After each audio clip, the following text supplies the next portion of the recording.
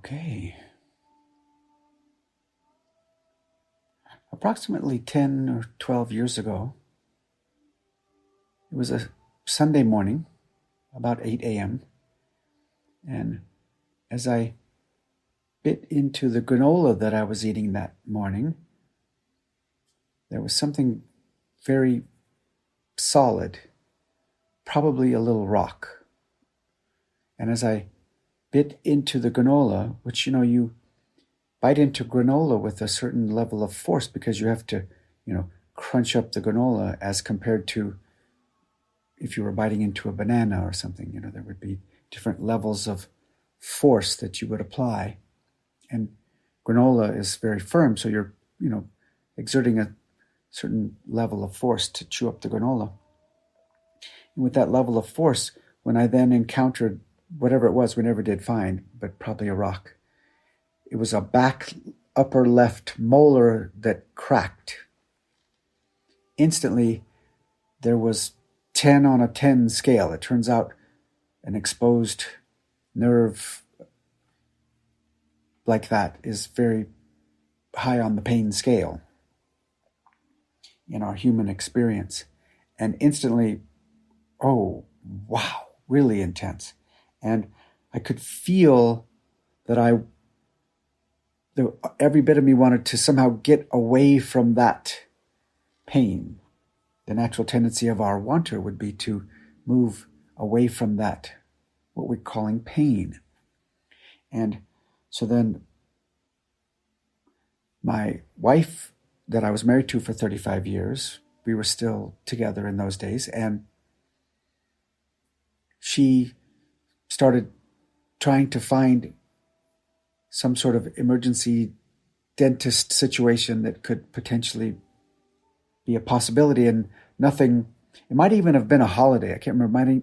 It might not even have been a regular Sunday, but it was definitely a Sunday, and it may have been a holiday. So no help, professional dental help, could be found for this until the next day. About a little over 24 hours later was when there was a chance to be in a dentist chair. And as this continued to unfold, second by second, minute by minute, there was a level of intensity that is hard to describe in words. And eventually I went upstairs and just got in the bed, just let myself be fully available to it, rather than, because for quite a while I was trying to do anything to distract myself and move away from it. And then eventually I realized that I had to be willing to just be completely with this. So as I laid there, I started to notice that the way that I was relating to it was through the word pain. It took quite a while, but then there was a realization that I was relating to this through the word pain, which I was aware was a construct that automatically had embedded in it that this is unwanted. This is something that we would want to not be occurring. The word pain itself was creating that belief that we would want to do whatever we can to not have this occurring. So this was a situation where there wasn't anything else that could be done. She had exhausted all the possibilities of any dental procedure. So now it was going to be the next day before there would even be a possibility. And so I realized the possibility was to completely surrender into this. And that's when I noticed that I was relating to it from the word pain. So then I wondered, is it even possible to relate to this, to experience it, without that overlay, the overlay of the word pain? Could that overlay on top of the experience not have to be there? And as soon as I wondered it, for maybe a second or two, all of a sudden I noticed I was no longer experiencing it through the word pain. It was pure energy. I was experiencing it as pure energy. And I noticed it was a different experience. Then I adjusted my position, and there was a shooting pain again. And then I was back in the word pain again. And then once again, I wondered about it. And this time, for maybe 3 or 4 seconds, I was directly experiencing it as just pure energy. And I could feel there was a possibility to let everything that I am, all the attention and consciousness that I am, flow right into that energy, almost as if it were a portal. I could sense that it had a portal nature to it if I was willing and able to just stay with it and go right in. So moment by moment, I was now exploring this, where I would be some sort of body position would adjust, and it would be another shooting sensation of it. And as the minutes and the hours went on, I got better and better at being available to it without the word pain, and just directly experiencing it as pure energy. And then as the hours unfolded, then it became clear, even the word energy can be removed. And there was the direct experience of oneness, that I am what this is. There's only this, expressing in varying frequencies and densities and subtleties. There was a instant direct experience of the portal possibility of this, and I was now in that portal and was now merged. There was no overlay on top of the experience, no mind addition to the experience. There was just simply the Shakti, the Chitti, the essence of existence, a complete merge. And then there was a certain amount of flow of that, and then it was back to experiencing it once again through the added commentary of mind. And then I was able to relax back in again into the pure sensation of it as one elegant wholeness, expressing as varying frequencies,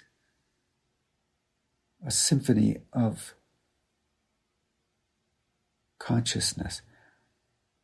And it went like this through the night in that direct experience. And then there would be the shifting back to a separation from it and being against it from the mind. Through the night, it went like this. And then I never did sleep. I did drop into some really deep states of just pure existence. Next thing I know, it's the morning, and she's letting me know that she has found a dental office that will receive us. So next thing I know, I'm in the car. She's driving us there. I'm in the elevator, inside the building. Now we're walking in the office. Sort of this merged type experience of wholeness and oneness. No separation. At this point, it had been so many hours of exploring this that there was just sort of like a stability in that merge, in that oneness, from entering into this portal so fully all through the night. Sat in the chair, and the dentist came in and asked, what happened, and I don't remember what words. I don't even know if I said it. I think she might have explained what happened. And then I remember being asked to open my mouth and seeing him come with the hypodermic needle to, inject the Novocaine. And as he arrived with that, I do remember saying to him, I don't think we're going to need that. And he said, what? I said, I don't think we're going to need that. He said, well, I just need to let you know I wouldn't be willing to do this procedure without it. And in that moment, I realized, he has all kinds of requirements and, rules and regulations and protocols.